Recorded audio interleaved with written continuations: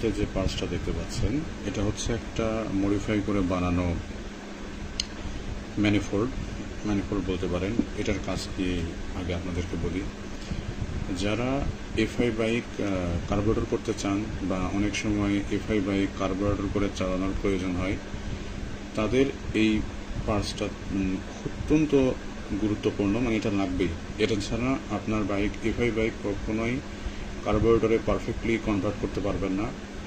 কার্বোরেটরের problem হবে, carburettor লাগানোর পর আপনার বাতাস নিতে পারে বা আইডিয়াল আরপিএমে গাড়ি বন্ধ হয়ে যেতে পারে, বা পিক আপ দিলে এফআই থাকাকালীন অবস্থায় বাইকের যেভাবে টান উঠতো সেভাবে টান উঠবে না। অর্থাৎ বাইকের পারফরমেন্সের উপর খুব ভালো এফেক্ট পড়বে যদি এই পার্টসটা আপনারা ঠিকঠাক মতো না বানান বা এটা যদি না নেন। আরেকটা এই জিনিসটা আরেকটা কাজে লাগে, সেটা হচ্ছে যে অনেক বাইকের কার্বোরেটরের ওভারফ্লো প্রবলেম থাকে কিংবা মাইলেজ ভালো পায় না।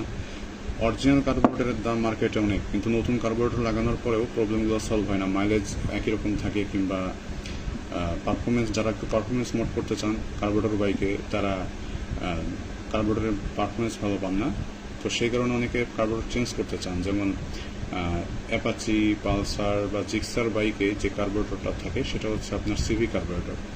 তো সিভি কার্বোরেটরের চাইতে আপনার মেকানিক্যাল কার্বোরেটর অর্থাৎ 13GB ভার্সন 1 কিংবা ডিসকভার 150, তারপরে পুরাতন সিজি গাড়ির যে কার্বোরেটর থাকে, অর্থাৎ যেটার সাথে আপনার বাটারফ্লাই পিস্টন থাকে না, একটা স্লাইড থাকে, যে স্লাইডের মাধ্যমে থ্রোটল ঘুরলেই আপনার এয়ার এবং ফুয়েল মিক্সচার পাস হয়, তো ওইগুলোকে মেকানিক্যাল কার্বোরেটর বলে। তো সিভি কার্বোরেটর চেঞ্জ করে যদি কেউ মেকানিক্যাল কার্বোরেটর লাগাইতে চান বাইকের পারফরমেন্স আপগ্রেড করার জন্য কিংবা মাইলেজ আপগ্রেড করার জন্য, তাদেরও এই পার্টসটা নেওয়া অত্যন্ত জরুরি। অর্থাৎ এটা লাগবে আপনাদের। সঠিকভাবে যদি কার্বোরেটর সেটিং করতে চান, বাইকের কম্প্রেশন রেশিওর সাথে যদি ভালো একটা মাইলেজ প্লাস পারফরমেন্স ঠিক রাখতে চান, আপনার এই পার্টসটা লাগবে। তো এটা আমি বানাইলাম আমার বাইকের কাজের জন্য, যে আমি আমার একটা বাইক এফআই থেকে কার্বোরেটরে কনভার্ট করার প্রায় শেষ, সমস্ত ওয়ারিং সেট আপ সব হয়ে গেছে। এখন কার্বোরেটরটা সেট করা আমার জন্য খুব জরুরি হয়ে গেছিলো। তো ফার্স্ট অফ অল আমি পরিকল্পনা করছিলাম যে আমি টিভিএস অ্যাপাচি আরটিআর এর কার্বোরেটর দিয়ে করবো, কিন্তু কথা হচ্ছে যে আরটিআর এর কার্বোরেটরগুলো হচ্ছে সিভি কার্বোরেটর অর্থাৎ কনস্ট্যান্ট ভেলোসিটি কার্বোরেটর। এই কার্বোরেটরগুলো অনেক স্মুথ হয়, র পারফরমেন্সটা এইগুলো কার্বোরেটরের তুলনামূলক কম, কিন্তু বাইকে আপনার ভাইব্রেশন খুব কম হবে, পিক আপ দিলে বাইকে জার্কিং হবে না, মানে বেশ স্মুথ এই কার্বোরেটরগুলো।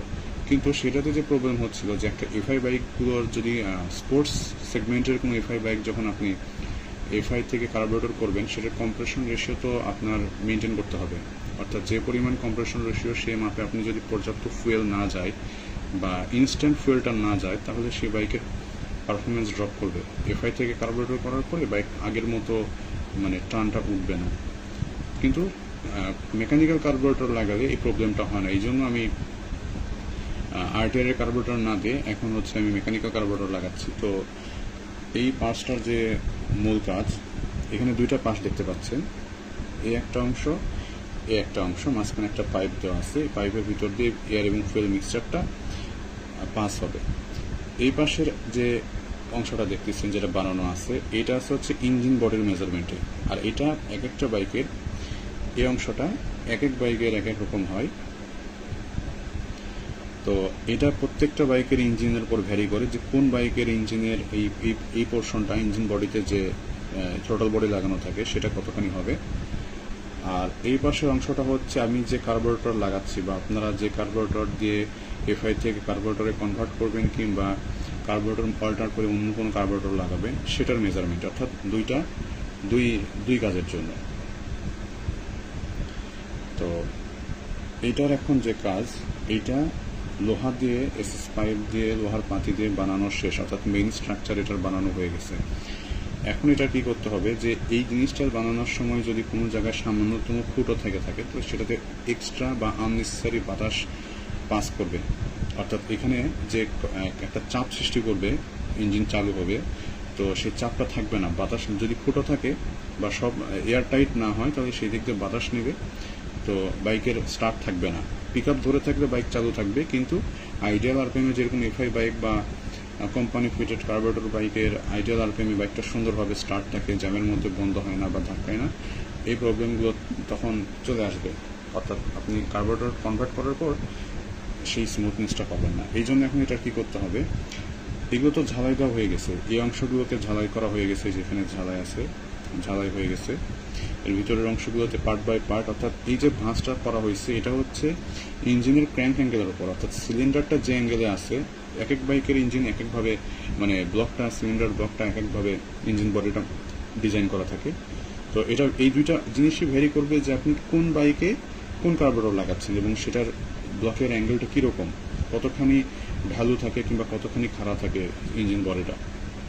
তো সেটার মাপে এই এই এই অংশটুকু, অর্থাৎ ভিতরের অংশটুকু কেটে কেটে এখানে বেন্ড করা হয়েছে।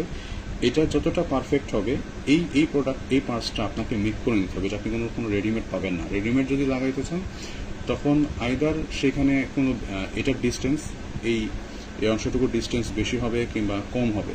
তো যত এই জিনিসটা যত কম হবে, অল্প হবে, কার্বোরেটর থেকে ফুয়েল আর এয়ার মিক্সচারটা তো কুইক ইঞ্জিনের ভিতরে যাবে, অর্থাৎ ইনস্ট্যান্ট পাওয়ারটা আপনি দ্রুত পাবেন।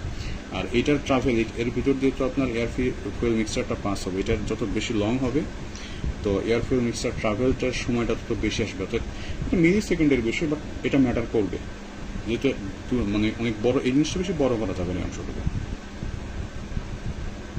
এই অংশটুকু কখনোই বড় করা যাবে না। তো যত ছোট রাখা যায় এবং যত অল্প জায়গার ভিতরে এটা মেক করা যায় তত বেটার। তো এখন যেটার কাজ এখন হচ্ছে যে এটার ভিতরে ওয়েল্ডিং করার পরও কিছু কিছু গ্যাপ আছে যেটা দিয়ে হাওয়া নিবে, চোখে দিয়ে দেখা যাচ্ছে না কিন্তু খুব সামান্য এবং সূক্ষ্ম। যেমন এই যে এই অংশগুলোতে, যে কারণ ওয়েল্ডিং করলে পুরোটা ওয়েল্ডিং করা যায় না, এই জায়গাগুলোতে গ্যাপ থেকে যায়, না হলে এখানে আবার নাট বসানো যাবে না, মানে নাট বোল্ট সিস্টেম করা যাচ্ছে না। তো সেই জন্য এগুলো যে গ্যাপগুলো আছে বাইরের দিকে কোনো প্রবলেম না, যেহেতু এয়ার ফুয়েল মিক্সচারটা যাবে ভিতরের দিক দিয়ে, এই যে এর ভিতর দিয়ে যাওয়া আসা করবে। তো এইগুলোর ভিতরের অংশটাকে আপনাকে এয়ার টাইট করতে হবে যাতে এর ভিতর দিয়ে কোনো আননেসেসারি বাইরের বাতাস ভিতরে বা ভিতরের বাতাস বাইরে না যায়। তো এর জন্য এখন এটা ব্লক করার সব থেকে ভালো বুদ্ধি হচ্ছে এমসিলের ব্যবহার। এই প্রোডাক্টটা তো আপনারা চিনে নিন, ট্যাঙ্কি লিক হইলে বা ট্যাঙ্কির তলা ফেটে গেলে আপনারা এটা দিয়ে তেল পড়া বন্ধ করেন। তো কখনো কখনো হয়, কিংবা যদি ট্যাঙ্কির ফুটা অনেক বেশি বড় থাকে বা জংকে নষ্ট হয়ে যায়, এটা ওইভাবে তেলটাকে আটকে রাখতে পারে না এবং এটা কোনো পার্মানেন্ট সলিউশন না। তবে এই কাজের জন্য, এই ম্যানিফোল্ড মডিফাইয়ের জন্য এটা একদম পার্মানেন্ট একটা সলিউশন, কারণ এটা একবার সেট হয়ে গেলে এটার কোনো দিন নষ্ট হবে না, এটা ক্ষয় হবে না। আর এমসিল যত বেশি হিট হবে, এটা তো ইঞ্জিন বডির সাথে লেগে থাকবে, ইঞ্জিন বডি যত হিট হবে জিনিসটা তত হিট হবে, এটা তত স্ট্রং হতে থাকবে, অর্থাৎ এর জয়েন্ট খোলারও কোনো অপশন নেই। তারপরে আপনার যে এমসিলের যে জয়েন্ট এটাও কখনো খুলবে না। তো এখন এটা মিক্স করে এর ভিতরে আমাকে এয়ার টাইট করতে হবে, ভিতরে সিলিং মানে ফিলার করতে হয় যেভাবে, এটা ফিল করতে হবে যাতে ভিতর দিয়ে বাতাস পাস না হয়।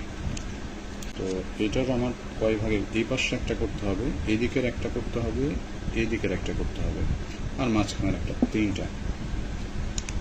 তো প্রথমে এইটুকুনি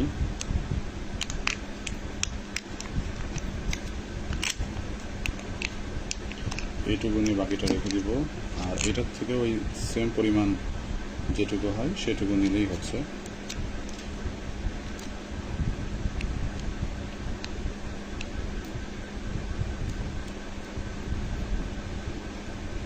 ব্যাস, এই দুটো হয়ে গেল। এই দুটো কখনো এক করা হবে না, এক করলে এইটা সাদাটা এবং কালোটার মধ্যে কেমিক্যাল রিয়াকশন হবে। কাজ যখন কাজ থাকবে না, কাজ ছাড়া দুটাকে কখনো একসাথে রাখবে না এক জায়গায়, যাতে দুটো আলাদা আলাদা থাকে। তো এটার ভিতরে হাত নোংরা হবে এই কাজটা করতে গেলে অবশ্য, কিন্তু কিছু করার নয়, পরবর্তীতে উঠে যাবে, এটা সবসময় হাতে পার্মানেন্টলি বসে যায় না। তো এই দুটাকে এখন মিক্স করতে হবে ভালোভাবে, নেগেটিভ পজিটিভ দুই পার্টটাকে ভালোভাবে মিক্স করে নেবেন।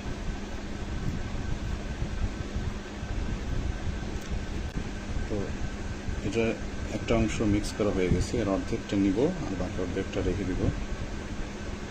এখন এটাকে ক্যান্ডির মতো করে চিকন করতে হবে, সুতার মতো করতে হবে। যতটা মসৃণ আর যত ভালোভাবে মিক্স করবেন এটা তত ভালোভাবে সেট হবে।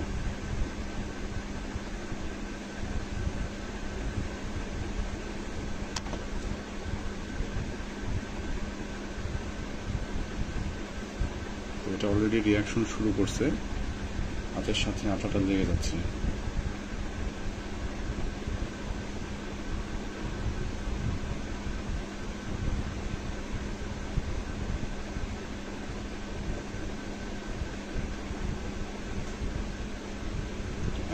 এটার ভিতর দিয়ে আপনার অ্যাপ্লাই করতে হবে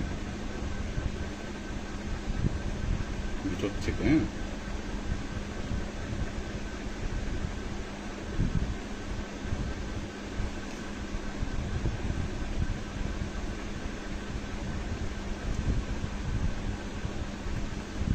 ভিতরে এভাবে দিয়ে এটা আপনি অ্যাপ্লাই করে দেবেন, যাতে ভিতরের চাপটা কোনোভাবেই মিস করে বাইরের দিকে না যায়।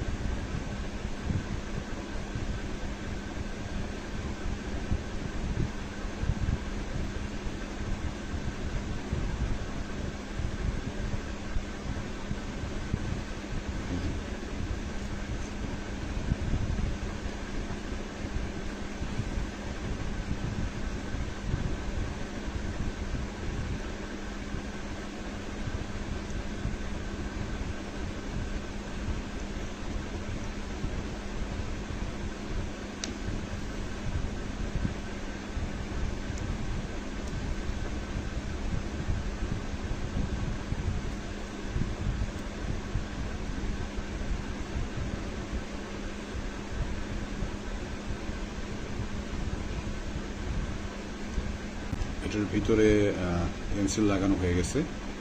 এটার ভিতরে যে যদি কোনো ফুটো থেকে থাকে বাতাস পাস হওয়ার জন্য সেটা ব্লক হয়ে যাবে। এটা এখন শুকাতে দেব, যেহেতু আজকে রাতে আর কোনো কাজ নাই, আগামীকালকে আবার কাজ হবে গাড়ির কাজ, তো এটা এক রাত রেখে দিলে ফাইনভাবে এটা শুকে যাবে। শুকে গিয়ে ওই জায়গাগুলো আপনার ধরে যাবে একবারে, আর ভিতর থেকেও এয়ার টাইট হয়ে থাকবে, অর্থাৎ এর ভিতর দিয়ে আর কখনো বাতাস পাস করবে না বা কম্প্রেশন মিস করবে না।